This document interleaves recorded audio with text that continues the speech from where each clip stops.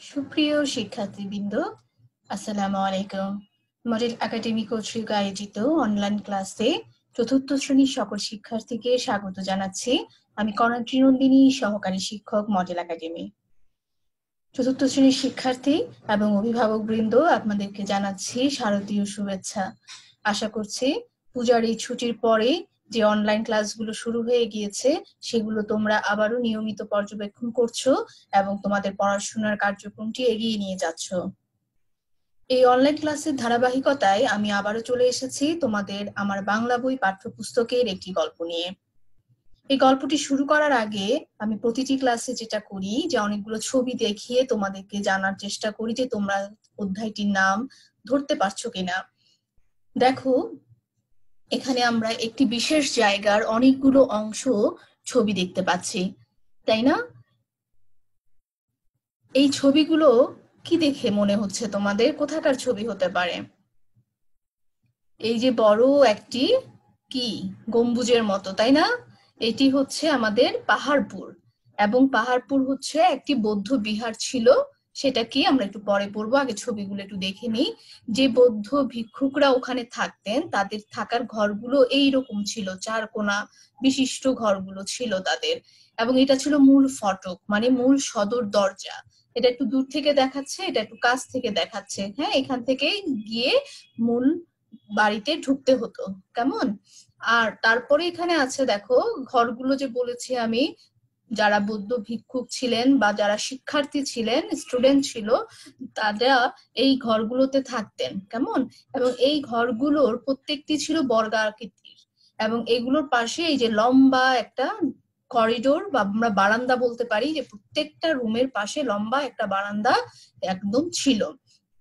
এবং পুরো পাহাড়পুর বৌদ্ধ বিহারটি এভাবে আমাদের প্রাচীর দিয়ে ঘেরা, প্রায় 33 ফিট লম্বা এই প্রাচীরটি দিয়ে পুরো বিহারটিকে ঘিরে রাখা হয়েছে, কেমন?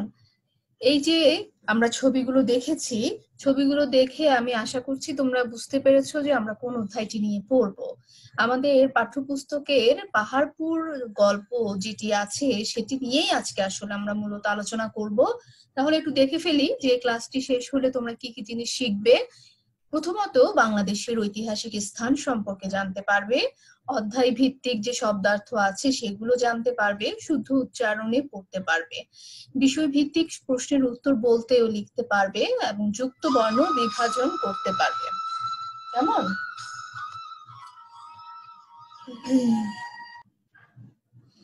তাহলে আমরা দেখতে পাচ্ছি যে আমরা এই ক্লাসটি শেষ হওয়ার পরে এই জিনিসগুলো সম্পর্কে জানতে পারবো, ঠিক আছে? তাহলে আমরা এই অধ্যায়ে প্রবেশ করার আগে যে নতুন নতুন কিছু শব্দ আছে, শব্দের অর্থগুলো একটু দেখে নিই, যাতে আমাদের পুরো অধ্যায়টা যখন আমরা পড়বো আমাদের বুঝতে সুবিধা হবে। শব্দার্থ দেখো, বিহার, বিহার অর্থ বৌদ্ধ মঠ, যেখানে বৌদ্ধ ভিক্ষুকরা থাকতেন সেই জায়গাটিকে বিহার বলে। সুপ্রাচীন, বহুকাল আগের। ভিক্ষু, ভিক্ষু বানানটা তোমরা তোমাদের বইয়ে যেভাবে রয়েছে ক্ষিয় দিয়ে সেভাবে লিখবে, আমি এটা টাইপ করেছি বলে এভাবে এসেছে। বৌদ্ধদের মধ্যে যারা সংসার ত্যাগী তাদেরকে ভিক্ষু বলা হয়। দেখো, অনেকেই আছেন, প্রত্যেকটি ধর্মেই আছে যারা সংসার করেন না, শুধুমাত্র সৃষ্টিকর্তার আরাধনা করেন। হ্যাঁ, তাদেরকে, যেমন বৌদ্ধ যারা, তাদেরকে বলা হয় ভিক্ষুক। যারা শুধুমাত্র কি করেন? সৃষ্টিকর্তাকে ডাকেন, সৃষ্টিকর্তার প্রার্থনা করেন, সংসার করেন না, তাদেরকে ভিক্ষুক বলা হয়। স্তূপ, স্তূপ মানে ঢিবি, বিশাল, অনেক বড়, প্রাণকেন্দ্র, প্রধান জায়গা, দুর্গত, যা সহজে লাভ করা যায় না, আবিষ্কার, নতুন কিছু তৈরি বা উদ্ভাবন। নতুন চলে এসেছে বানানটা, এটা নতুন হবে। ধর্মচর্চা, ধর্ম বিষয়ে জ্ঞান লাভ ও অনুশীলন করা, কেমন? তাহলে আমরা আমাদের এই শব্দগুলোর অর্থ ভালোভাবে দেখে নিয়েছি, তাহলে চলো আমরা মূল গল্পে চলে যাই। আমাদের পাহাড়পুর বইয়ের 88 নাম্বার পৃষ্ঠাতে রয়েছে। আশা করছি তোমাদের সামনে বইটি আছে। তোমরা তোমাদের সামনে বইটা রাখো, কারণ আমি তোমাদেরকে কিছু কিছু লাইন বলবো যে দাগিয়ে নাও, তোমরা সেই লাইনগুলোতে নিচে দাগ দিয়ে রাখবে, কারণ এগুলো খুব দরকারি লাইন, খুব প্রয়োজনীয় কিছু কথা যেগুলো তোমাদের দাগিয়ে রাখতে হবে, কেমন? তাহলে চলো আগে রিডিং পড়ছি, তারপর আমি বলবো কোথায় কোথায় তুমি আন্ডারলাইন করবে বা দাগিয়ে রাখবে, কোন লাইনটার নিচে তুমি একটা দাগ দেবে। চারিদিকে কোনো পাহাড় নেই, কিন্তু জায়গার নাম পাহাড়পুর। এটি বাংলাদেশের এমনকি বিশ্বের একটি বিখ্যাত জায়গা। কিন্তু এর সম্পর্কে সবাই কি খুব ভালো জানে? জানে না। তোমরা কি জানো যে পাহাড়পুর একটি সুপ্রাচীন বৌদ্ধ বিহার?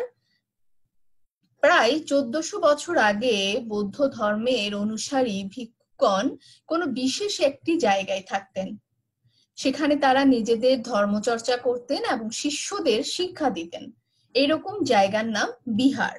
তাহলে বিহার কি আমরা দেখতে পাচ্ছি যে 1400 বছর আগে যে বৌদ্ধ ধর্ম যারা অনুসরণ করেন, আমরা তো জানি হিন্দু ধর্ম, বৌদ্ধ ধর্ম, খ্রিস্টান ধর্ম, মুসলিম ধর্ম, এই ধরনের আমাদের কয়েকটি ধর্ম রয়েছে। তো বৌদ্ধ ধর্মের যারা অনুসারী সেই ভিক্ষুকগণ একটা বিশেষ জায়গায় থাকতেন এবং সেখানে ওনারা ধর্মচর্চা করতেন এবং ওনাদের যে শিষ্যরা ছিল, স্টুডেন্টরা ছিল, তাদেরকে ওনারা শেখাতেন। তো এইরকম জায়গাটির নামই হচ্ছে বিহার। বাংলাদেশের ভেতরে আরো বিহার আছে, যেমন কুমিল্লার ময়নামতির শালবন বিহার, কিন্তু পাহাড়পুরের মতো বড় বিহার আর নেই। প্রাচীন এই বিহার একসময় খালি পড়ে থাকে। অনেকে মনে করেন যুগ যুগ ধরে উড়ে আসা ধুলোবালি, মাটি এটির চারদিকে জমতে থাকে। একসময় মাটির স্তূপে এটি ঢাকা পড়ে, পাহাড়ের মতো হয়ে যায়। সেই থেকে নাম হয়ে যায় পাহাড়পুর। দীর্ঘকাল পরে 1879 সালে আলেকজান্ডার কানিংহাম এই বিশাল পুরাকৃতি আবিষ্কার করেন। এটির আরেক নাম সোমপুর বিহার বা সোমপুর মহাবিহার। আচ্ছা, দেখো পাহাড়পুরের এখানে একটা কথা বলেছে যে পাহাড়পুরের নামটি হয়েছে যেহেতু এটা মাটির স্তূপ, ধুলোবালি জমে জমে পাহাড়ের মতো হয়ে গিয়েছিল দেখতে, তাই এটি পাহাড়পুর। আবার এটাও সত্য কথা যে এটি পাহাড়পুর গ্রামে অবস্থিত, সেই জন্য কিন্তু এটার নাম পাহাড়পুর। আর যে সোমপুর বিহার বলছি আমরা, এই সোমপুর বিহার, সোমপুর মানে কি জানো? সোমপুর মানে হচ্ছে চাঁদের নগরী। চাঁদের নগরী কেমন? যেমন ওই সময় এই জায়গাটাই জ্ঞানী গুণী অনেক বিখ্যাত মানুষদের পদচারণায় মুখরিত ছিল। অনেক জ্ঞানী গুণী ধর্মযাজকরা ওখানে থাকতেন বলে এই জায়গাটাও সোমপুর বিহার বা সোমপুর মহাবিহার নামে আসলে পরিচিত। এই বিহারটি নওগাঁ জেলার বদলগাছি উপজেলার পাহাড়পুর গ্রামে অবস্থিত। সুতরাং আমরা এই লাইনটি অবশ্যই দাগাবো।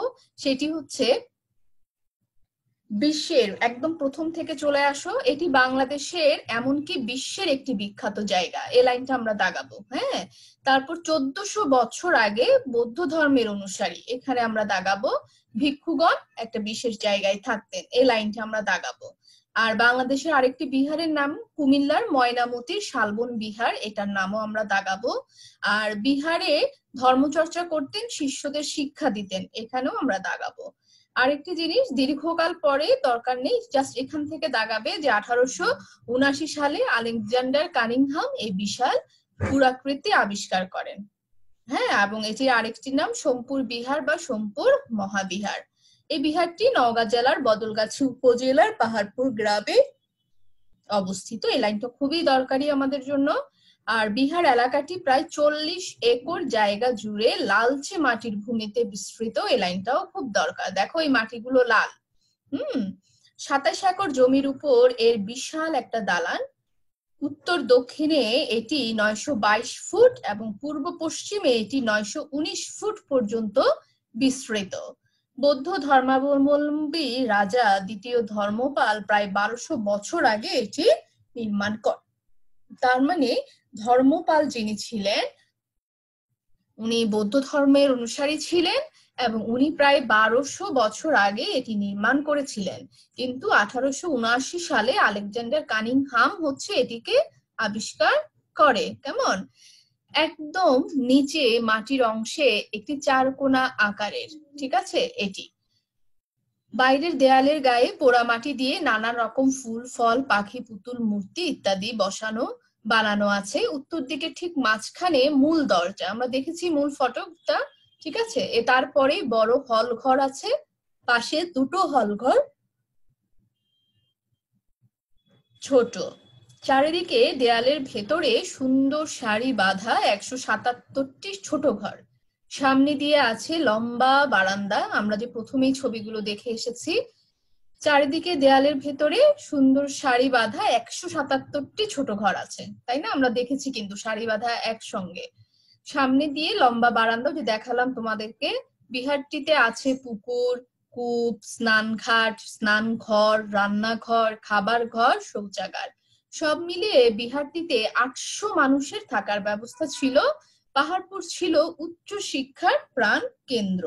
তার মানে এই জায়গাটায় অ্যাকচুয়ালি যারা বৌদ্ধ ধর্মের অনুসারী সেই ধরনের শিক্ষক এবং টিচার এবং স্টুডেন্টদের জায়গা ছিল, যেখানে স্টুডেন্টরা হোস্টেলে থেকে পড়াশোনা করতেন এবং কি থাকতেন হচ্ছে টিচাররাও। কেমন প্রায় 800 মানুষ থাকতে পারতেন এবং এখানে উচ্চ শিক্ষা অর্জন করার জন্যই সবাই আসতো। ভেতরটা বিশাল উঠানের মাঝখানে বড় এক সুন্দর মন্দির, ধাপে ধাপে উঁচু করে মন্দিরটা বসানো হয়েছে। এখানেও পোড়ামঠের 2000 ফলকের চিত্র দিয়ে মন্দিরের বাইরে আর ভেতরে সাজানো। একই রকম ছোট ছোট মন্দির পুরো বিহারের নানান জায়গায় আছে। বিহারটির পূর্ব দক্ষিণ কোণে দেয়ালের বাইরে একটা বাঁধানো ঘাট আছে, একে বলা হয় সন্ধ্যাবতীর ঘাট। হ্যাঁ, এখানে দেখো কি কি আছে তার একটা লিস্ট এখানে দেখো। আমরা বলছি প্রথমে কি, যে উত্তর দিকের মাঝখানে মূল দরজাটা আছে এবং তার পাশে দুটো হল ঘর আছে, পাশে মানে আরো দুটো ছোট হল ঘর আছে। এবং এই হল ঘরগুলো পরেই আছে কি বললাম আমরা, সারি বাঁধা 177টি ছোট ঘর আছে এবং তার সামনে লম্বা একটা বারান্দা আছে।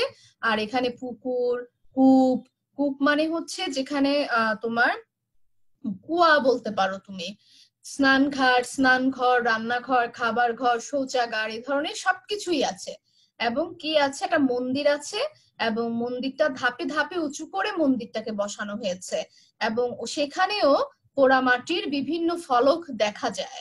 হ্যাঁ, এবং কি বলছি, একই রকম ছোটখাটো মন্দির পুরো বিহারের নানান জায়গায় আছে। মানে একটি মূল মন্দির তো ছিলই, কিন্তু আরো ছোটখাটো অনেক মন্দির ছিল সেখানে। এবং দক্ষিণ পূর্ব দিকে একটা বাঁধানো ঘাট ছিল, যেটাকে সন্ধ্যাবতীর ঘাট বলা হয়ে থাকে। আর পাহাড়পুরের পাশে আছে দেখার মতো একটা জাদুঘর, সেখানে সুন্দর করে সাজিয়ে রাখা আছে বিহার থেকে খনন করে পাওয়া অনেক পুরাতন ও দুর্লভ জিনিসপত্র।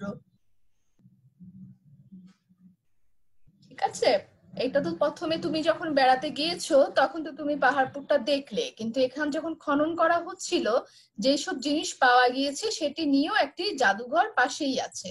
তাহলে আমরা এখানে অনুশীলনীতে কিছু প্রশ্ন উত্তর দেখতে পাচ্ছি, যেগুলো তোমাদের বাড়ির কাজ থাকবে। অনুশীলনীতে যে শব্দার্থগুলো আছে সেগুলো অলরেডি আমি তোমাদেরকে দিয়ে দিয়েছি। আর এখানে শব্দার্থ মানে শব্দ বসিয়ে শূন্যস্থান পূরণ আছে, টিক চিহ্ন আছে। পাহাড় প্রশ্নগুলোর উত্তর বলো, পাহাড়পুরের নামটা কিভাবে হলো, কত বছর আগে কারা থাকতো, মাঝখানে কি কি আছে, বুদ্ধবিহারটির মাটি ও দেয়ালে কোন রঙের এবং কি দিয়ে তৈরি। ঠিক আছে, এবং এখানে বাম পাশ থেকে ডান পাশ, তারপরে আছে বাক্য রচনা করো। এগুলো সবই সোজা তোমাদের জন্য, এগুলো তোমরা নিজেরাই করে ফেলতে পারবে বাড়ির কাজ। এরপরে দেখি আমরা আরো কিছু ছবি। এই দেখো, পাহাড়পুরে উঠার জন্য এই যে সিঁড়ি দিয়ে দেওয়া হয়েছে, এটা হচ্ছে সেই সুন্দর বাঁধানো জায়গাটা। এই যে আমরা বলেছি ফটকের গায়ে যে আমরা বিভিন্ন ধরনের পোড়ামাটির যে আঁকা আছে সেইগুলো দৃশ্য দেখতে পাচ্ছি। এবং এই সেই মন্দিরের চূড়ায় ওঠার সিঁড়ি, কেমন এই দিক থেকেই মন্দিরে উঠা হতো, যে মন্দিরটা ছিল এই জায়গাটায়। ওকে, এটা ছাড়া মন্দিরটার সাইডে এখানে এগুলো ছিল তোমাদের কি, এই যে বিশাল যে ফটকটা আমরা বলছি, চারপাশে বর্গাকৃতির দিয়ে জায়গা। এবং এইখানটাই হচ্ছে তোমার হিস্ট্রিটা দেওয়া আছে। ওখানে পাহাড়পুরে যখন তুমি যাবে মহাবিহারে, তখন দেখবে এভাবে শ্বেত পাথরে এখানে খোদাই করা আছে এটার হিস্ট্রিটা। ওকে, তাহলে আশা করছি আজকের ক্লাসটা সবাই খুব মজা পেয়েছো, তোমাদের অনেক উপকারে হবে। তাহলে আগামী ক্লাসে তোমাদের সাথে আবারও দেখা হবে, সেই মধ্যেই তোমরা এই অধ্যায়ের যে বাড়ির কাজটা দিয়েছি সেটা একটু গুছিয়ে ফেলবে, কেমন? আগামী ক্লাসে আবারও তোমাদের সঙ্গে দেখা হবে। ভালো থেকো, সুস্থ থেকো, খোদা হাফেজ। ধন্যবাদ সবাইকে।